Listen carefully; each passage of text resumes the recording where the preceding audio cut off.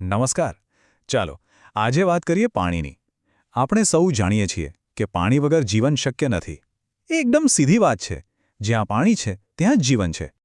આપણે બધાએ ક્યારેક ને ક્યારેક તો વિચાર્યું જ હશે, બરાબર ને, કે આ વરસાદ આવે છે ક્યાંથી અને પછી એ પાણી જાય છે ક્યાં? દેખાવમાં તો આ સવાલ બહુ સીધો લાગે, પણ એની પાછળ એક આખી અદ્ભુત સફર છુપાયેલી છે. તો ચાલો આજે આપણે પાણીની એ જ સફરને સમજવાનો પ્રયત્ન કરીએ.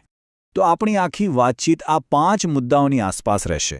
પાણી જીવનનો સાર કેમ છે, એ પૃથ્વી પર ક્યાંથી મળે છે, એનું આખું ચક્ર કેવી રીતે ચાલે છે, અને જ્યારે આ ચક્રમાં ગડબડ થાય ત્યારે શું થાય છે, અને છેલ્લે આપણે વરસાદના પાણીને કેવી રીતે બચાવી શકીએ એ પણ જોઈશું. ચાલો શરૂ કરીએ.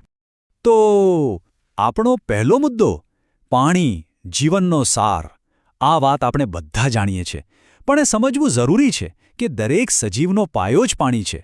એમ કહી શકાય કે પાણી વગર તો કશું જ શક્ય નથી. જરા વિચારો, સવારથી સાંજ સુધી આપણે પાણીનો કેટલો ઉપયોગ કરીએ છીએ.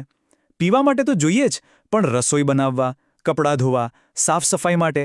આટલું જ નહીં, ખેતરોમાં પાક ઉગાડવાથી લઈને મોટા મોટા કારખાનાઓ ચલાવવા સુધી દરેક જગ્યાએ પાણી તો જોઈએ જ. સાચું કહું તો પાણી વગરના જીવનની કલ્પના કરવી પણ અશક્ય છે. સારું, તો એ તો સમજાઈ ગયું કે પાણી કેટલું જરૂરી છે. પણ સવાલ એ છે કે આટલું બધું પાણી પૃથ્વી પર છે ક્યાં? ચાલો હવે આપણા ગ્રહના આ વિશાળ જળભંડારને શોધીએ. આ આંકડો ખરેખર વિચારવા જેવો છે. આપણી આખી પૃથ્વીનો લગભગ 2/3 ભાગ, એટલે કે મોટા ભાગનો હિસ્સો પાણીથી ઢંકાયેલો છે. પણ હા, એમાં એક વાત છે. આમાંનું મોટાભાગનું પાણી તો સમુદ્રો અને મહાસાગરોમાં છે, જે ખારું છે.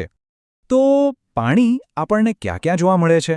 સમુદ્ર, મહાસાગર, નદીઓ, તળાવો, આ બધા તો છે જ. પણ આપણે જે પાણી રોજ વાપરીએ છીએ એમાંથી ઘણું બધું તો જમીનની નીચેથી આવે છે.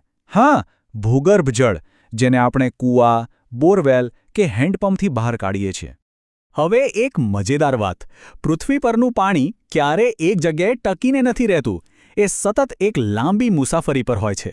આ એક એવી રિસાયકલિંગ સિસ્ટમ છે જે કુદરતે પોતે બનાવી છે. આપણે એને કહીએ છીએ જળચક્ર. ચાલો જોઈએ કે આ કેવી રીતે કામ કરે છે. આખું ચક્ર બહુ સરળ છે. ચાલો સમજીએ.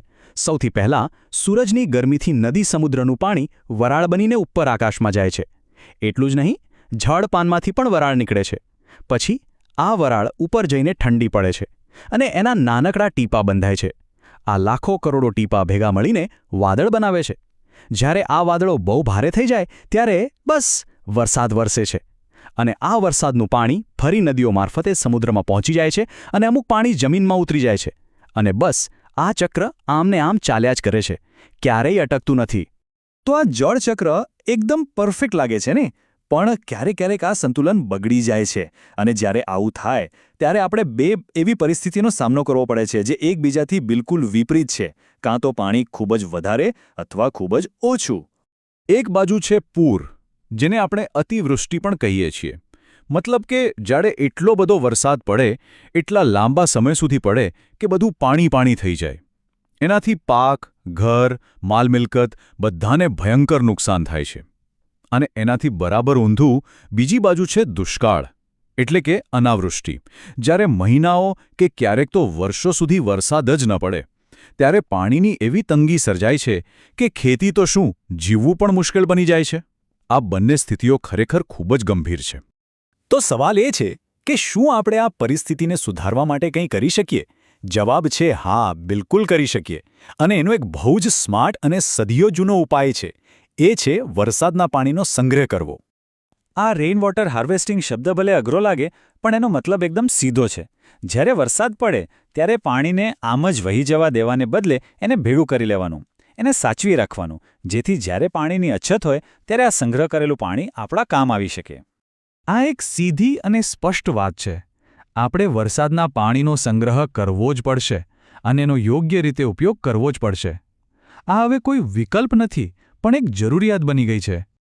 તો આપણે પાણીની આખી સફર જોઈ.